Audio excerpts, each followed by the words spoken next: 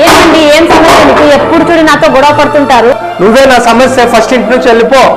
తెలియండి మా అమ్మోళ్ళ ఇంటికి, అప్పుడు తెలుస్తుంది నా విలువ నీకు.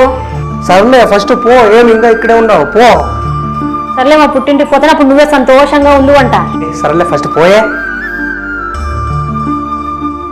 చూడు పోతుంటూ ఒక మాట కూడా పోవద్దు అని చెప్పుడు. ఆయన పిలిచేంత వరకు నేను మా పుట్టింటి నుంచి రాను అసలు.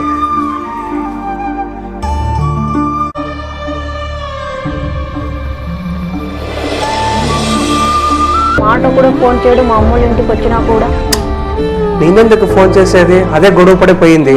అవసరం ఉంటే అదే ఇంటికి వస్తుందిలే.